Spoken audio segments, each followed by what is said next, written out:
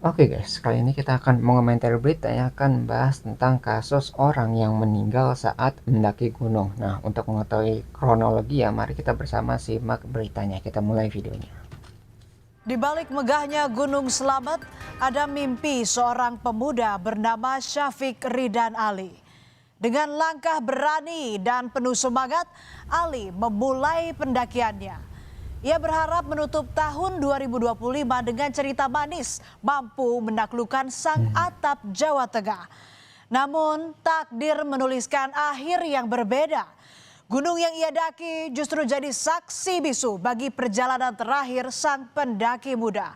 Tuh ya, jadi niat ingin liburan, ingin nyari pengalaman gitu ya di akhir tahun, bukannya dapat kesenangan, dapat kepuasan, tapi malah berujung kehilangan nyawa. Jadi benar-benar kasihan ya si pendaki ini gitu.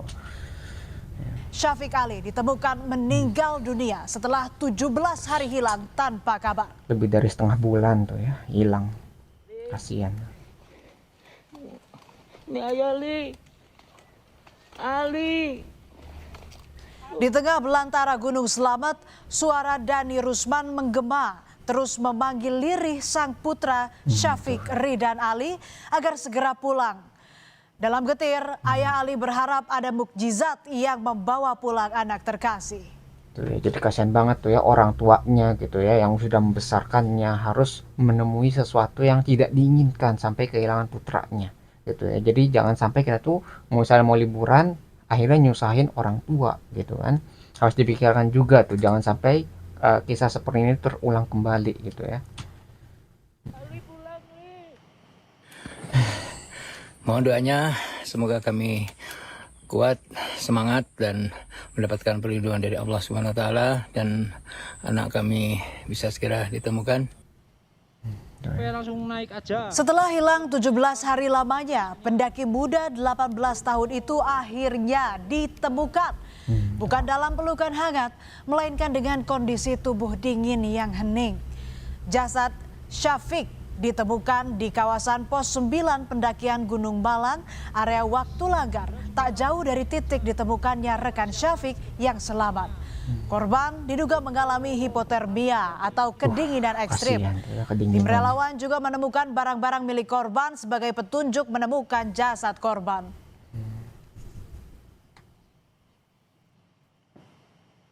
Dan Mas, Setelah ditemukan, jasad Syafiq Ridan Ali segera dievakuasi. Proses evakuasi sempat tertunda 1 hari karena kendala cuaca buruk. Bahkan jalur rute evakuasi juga sempat berubah.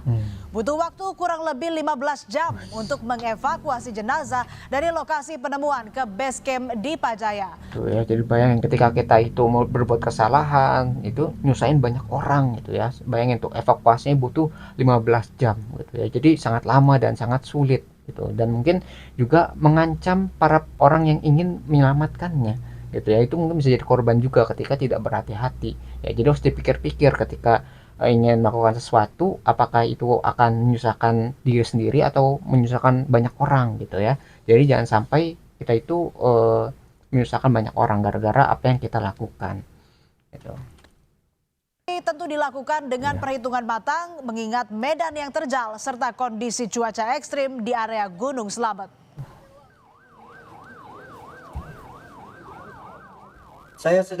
Kita mendapatkan emergency blanket dan jas hujan.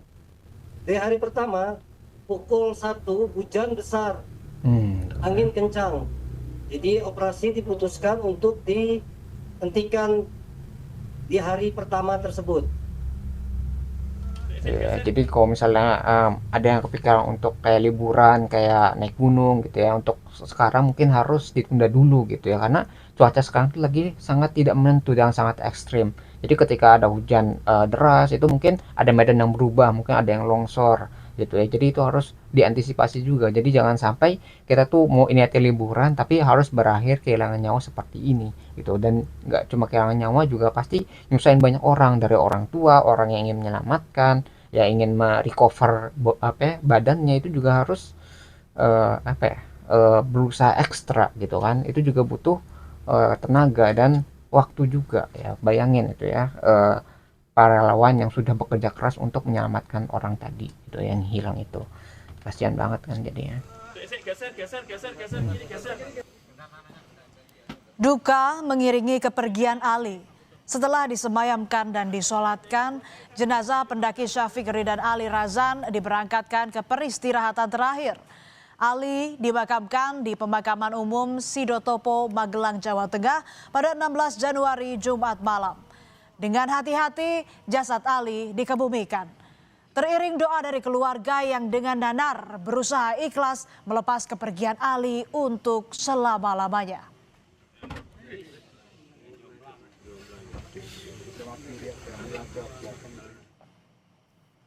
Laporan hilangnya Ali di Gunung Slamet sempat mengagetkan keluarga karena sebelumnya Ali pamit kepada orang tua untuk mendaki Gunung Sumbing di Temanggung, Jawa Tengah. Tapi belakangan Ali justru mengirim pesan ke sang ibu yang isinya permintaan maaf karena tak jadi naik Gunung Sumbing dan bilang nyasar ke Gunung Slamet.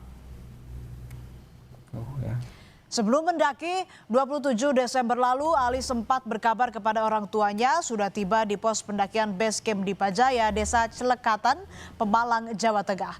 Ali juga bilang ke ibunya akan naik ke atas gunung pada pukul 11 malam dan berencana turun pada Minggu sore. Namun hingga keesokan harinya Ali tak lagi berkabar, bahkan tak pernah pulang. Orang tua Ali yang panik langsung mendatangi base camp di Pajaya untuk lakukan cross check keberadaan anak mereka. Ya dia baru 2 kali naik Gunung Andong, yang ini langsung ke Gunung Slamet. Memang pamitnya udah ke Gunung Slamet Ya, gitu? Gunung kan aku ke Gunung Sumbing pamitnya. Terus Sumbing, tetapi mungkin dia ada keinginan, memang inginnya Gunung Slamet. Dia terus setelah sampai base camp, dia baru laporan ke bundanya, "Duh bun, aku kok kesasar ke Gunung Slamet."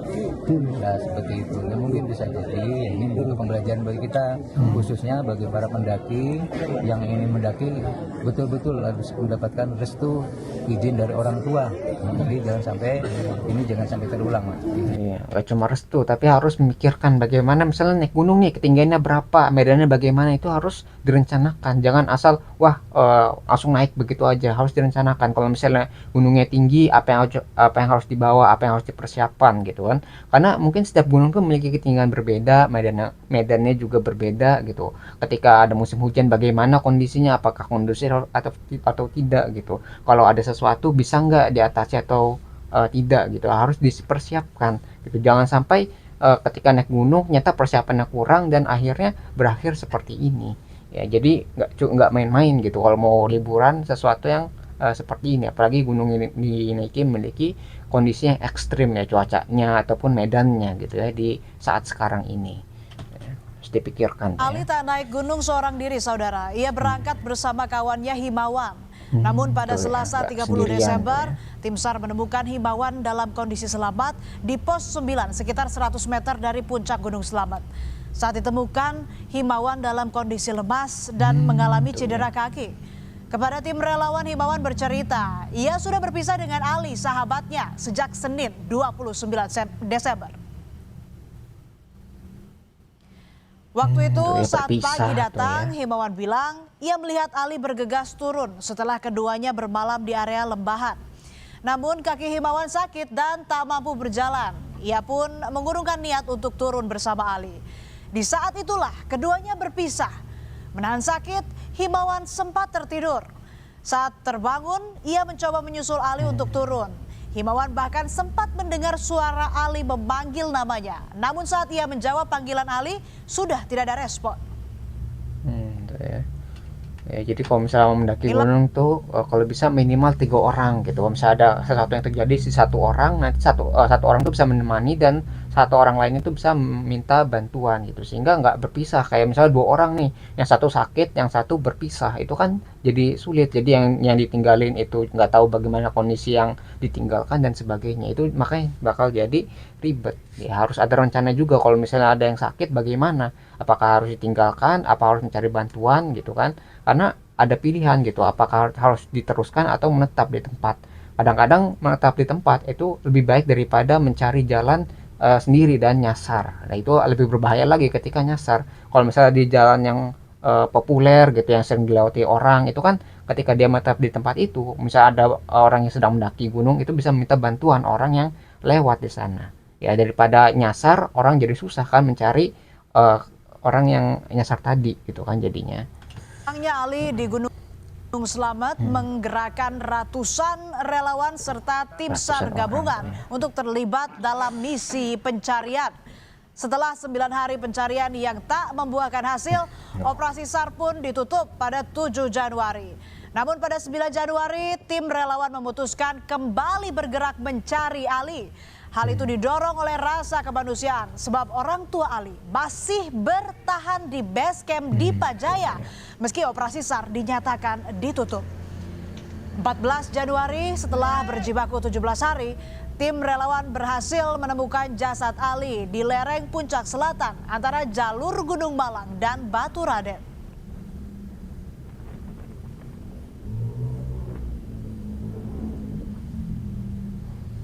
Di samping lapangan Jatuh bangun pencarian Ali dialami para tim relawan.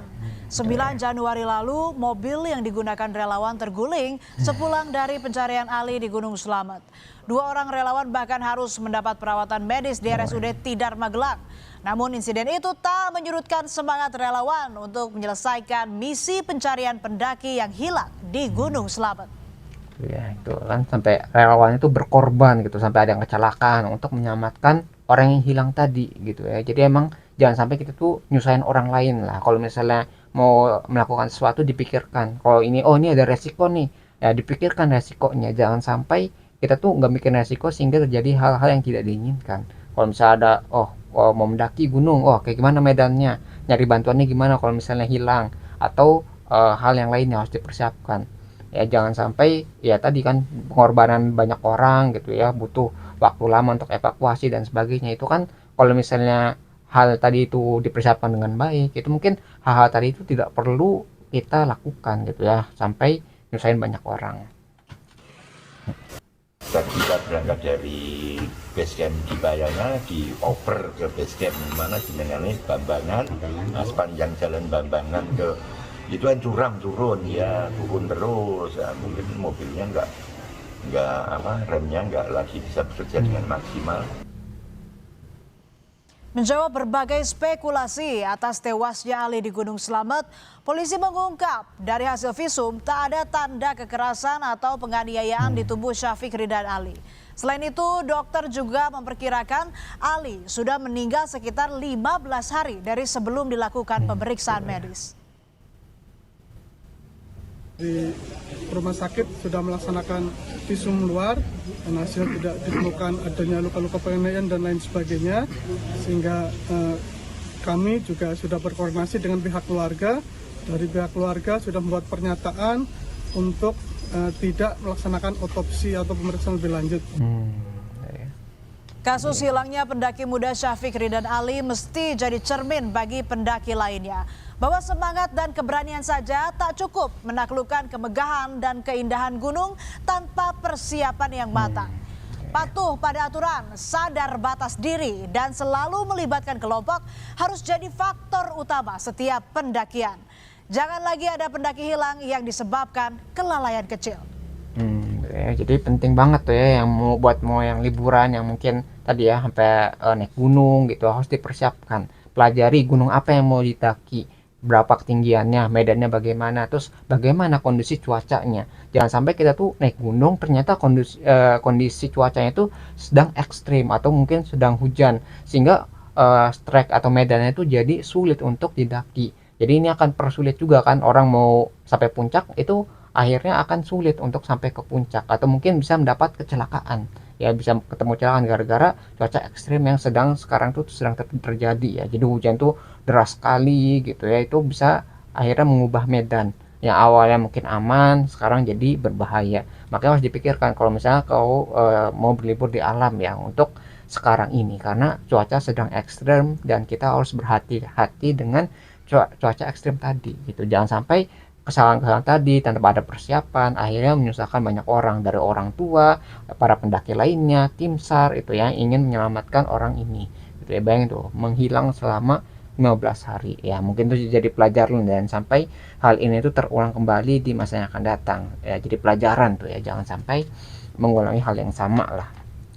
Dan mungkin itu yang bisa kita pelajari dari berita ini tentang tadi ya, orang yang hilang di gunung ya.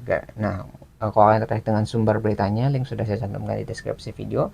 Mungkin sekian yang bisa saya sampaikan, semoga video bisa bermanfaat. Kurang lebih mohon maaf, kita ketemu lagi di pembahasan selanjutnya, insyaallah.